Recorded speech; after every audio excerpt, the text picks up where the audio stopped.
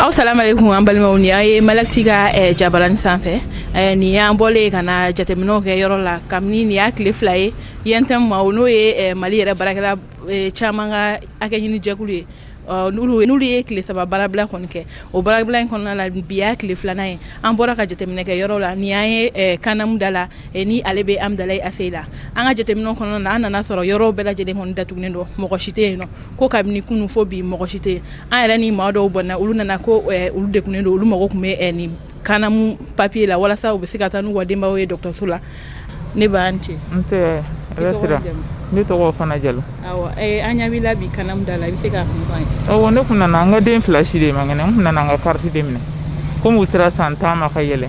mɔgɔ fila de ko kana empreinte kɛ an nana empreinte kɛ ko n kana nin semaine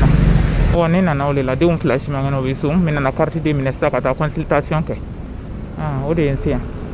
Ayiwa e bɛ se ka mun de fɔ ni grève ko in na a ye mun de lase e ma bi e nalen ka sɔrɔ yɔrɔw datugulen don. A ye sɛgɛn lase n ma ne bɔra fo Kabala de ka permission yɛrɛ ta n ka directeur fɛ ko min nana carte minɛ ka taa denw furakɛ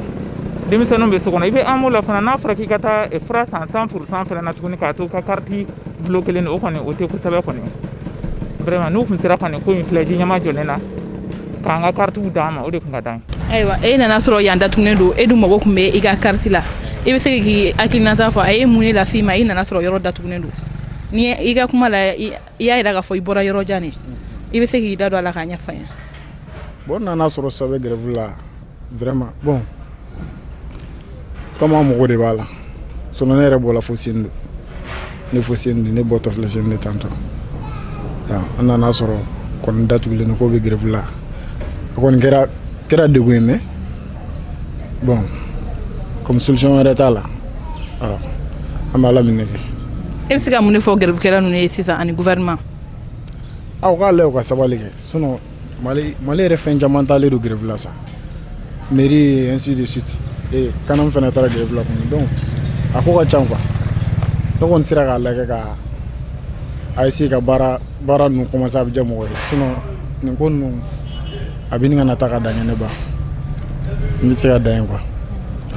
Ayiwa an balimaw komi an y'a fɔ aw ye cogo min an tun bɛ kanamu da la ni an selen Mali dɔgɔtɔrɔsoba dɔ la n'o ye Gabriel Ture ye an ka jateminɛ kɔnɔna la an y'a dɔn k'a jira k'a fɔ ko mɔgɔ caman kɔni ma na ko sabula dɔgɔtɔrɔw kɔni tɛ ka baara kɛ o de kun na an sera an balimakɛ dɔ ma k'ale kɔni ɲininka walasa a ka a tɔgɔya kɔni ɲɛfɔ an ye. Ani sɔgɔma. Ni sɔgɔma. Balimakɛ tɔgɔ ni jamu.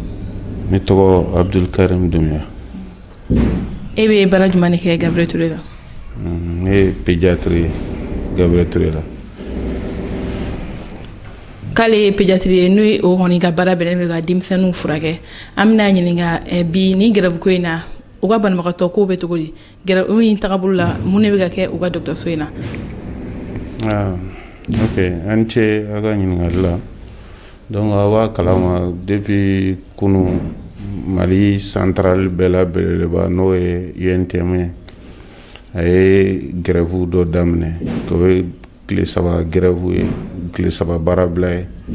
donc o baarabila in a bɛ Mali service bɛɛ concerné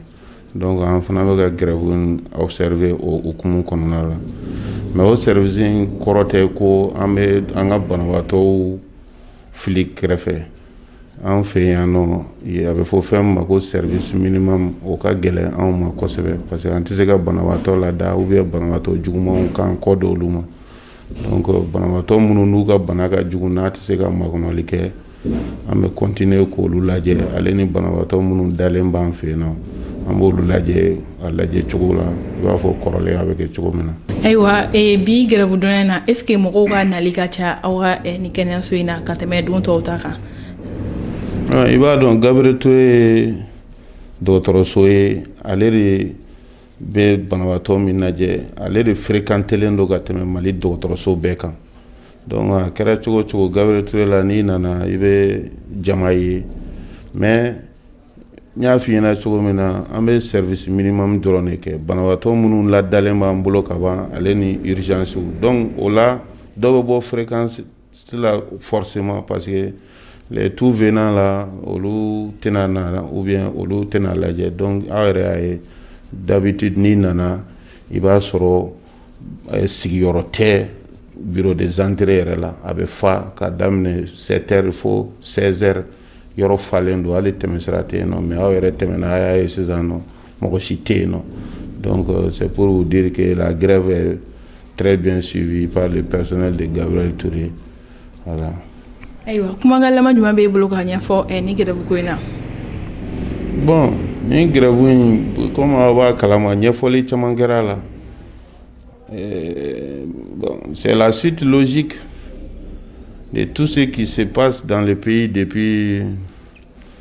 2017. Nin ko ninnu bɛɛ fɔra ka tɛmɛ. Donc il faut que baarakɛlaw ka essayer ka a bɛ fɔ min ma ko justice sociale ka farafansiyali dabila adamadenw ni ɲɔgɔn cɛ baara ta fan fɛ. Il faut que o ka dabila. Donc nin grève in a tɛ i b'a fɔ a bɛ baarakɛlaw ou bien tubabu baarakɛlaw dɔrɔn ou bien dɔgɔtɔrɔw dɔrɔn ou bien fɛn non non non nin grève in bɛɛ maliyɛn bɛɛ de concerné donc n bɛ min fɔ n bɛ welewelekan min bɛ yen nɔ o ye ka autorité wele u ko vraiment u ka wuli u k'u ɲɛsin nin ko in ma joona ka fɛn sinon a ko laban bɛna taa k'u bolo dan.